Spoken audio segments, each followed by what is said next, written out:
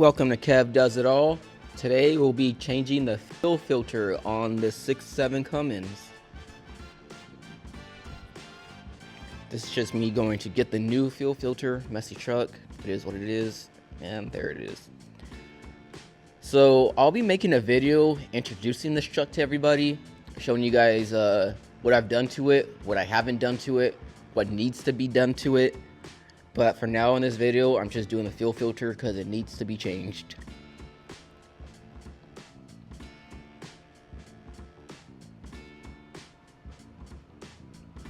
So the fuel filter is located way down there on the right side of the engine bay, on like in the middle of it. You can't really get it from the top if you pop the hood. Can't really get it. Yep, that's it right there, that housing. So easier way to get it is actually taking off the driver's side wheel, jacking up the truck and taking off the driver's side wheel. I want to start by jacking it up and taking this liner off, but quickly after jacking it up a little, I realized I didn't feel safe on the side of my house doing it, so I moved locations. So jacked the truck up, took the wheel off, unplugged that wire. It's not hard, it's just like a little clip. Pull it straight down and open that drain valve. You want to drain all the fuel out of the fuel housing before you take it off. Yeah, right there, straight into mom's mop bucket. Beautiful.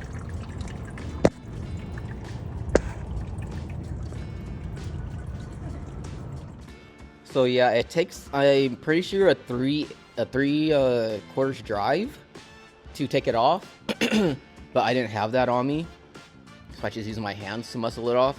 Righty tighty, lefty loosey, and finish draining it in mom's bucket.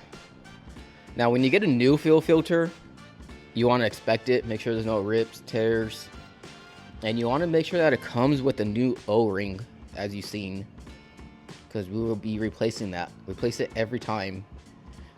Now I don't know if this is just because this is my first time doing it on this truck or what, but it was a little bit messy for me, so I was constantly wiping things down, drying it, cleaning it. Probably shouldn't use a microfiber. Probably use like a lint-free, like a terry cloth or something, but that's all I had. Yeah, again, I don't know what has been done to this truck, so I'm just doing everything. And this is what the old fuel filter looked like. Your fuel filter should never look like this, especially for a diesel engine. Like, it'll mess your entire system. Like, that's disgusting.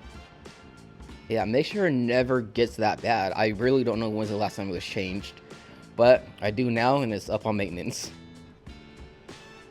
So yeah, like I said, we're replacing that O-ring. You want to take the new one off, and or you want to take the old one off, and with the new one, you want to lube up with some motor oil, or in my case, I did some leftover diesel because I have a mom's bucket full of it.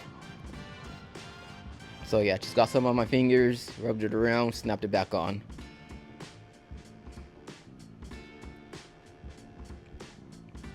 Not very hard, pretty straightforward. Make sure it goes back in the same spot where the old O-ring was, so you get a proper seal. Again, drying everything, make sure everything's clean. And then it's just as simple as popping the new cartridge in. Nothing special about it, just put it straight. Just how you took it out, put it straight back in, the new one. Please, the new one.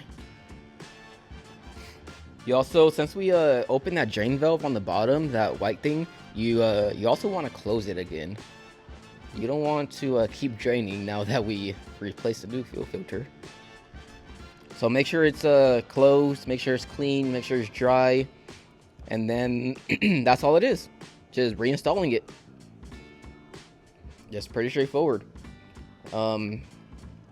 Set the camera up here so you guys can kind of see. Like I said, I didn't have a ratchet to take it off, so I'm just using my hands again to put it back on, just hand tight. Want to put the hose in first. Again, make sure you close that valve because it will be not a good day for you if you forgot about that. Probably not be too happy.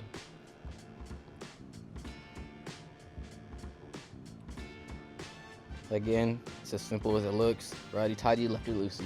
Just put it back.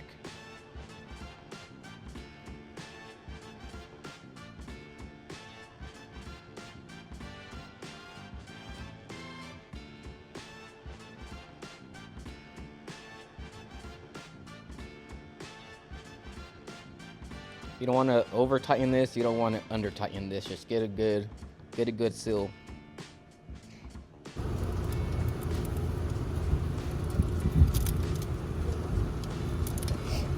After you got it tightened, again, I just went back with the cloth and make sure it was clean and dry. This does have wires connected to it, so you don't want a bad connection, bad reading, sparks, nothing. And it's just like that. Plug it back in.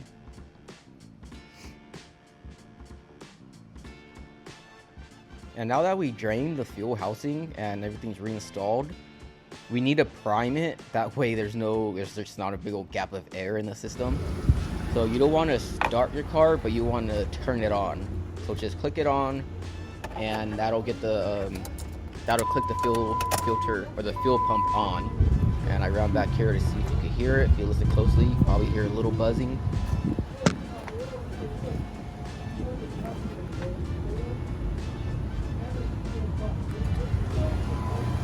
So yeah, you want to do like 20 to 30 second intervals. Click the truck on, wait 20-30 seconds, let it run its cycle, and then click it off.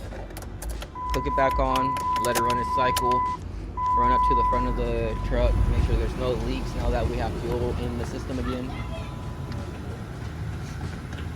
No leaks, no leaks.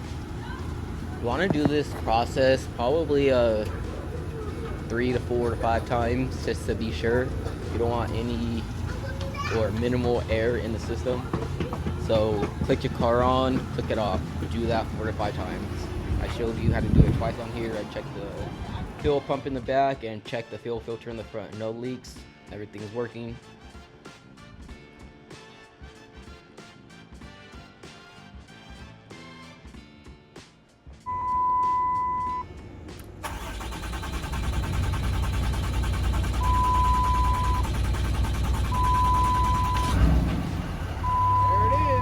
And success. Again, if you notice, she fought me a little bit to turn on. If that happens or she doesn't turn on at all, don't panic. Just do the cycle again, try priming it again, and start it right up. But as you can see, perfect fix, no leaks. She's running healthy again. Please don't let it get that bad. That was the worst fuel filter I've ever seen. And buy a Cummins.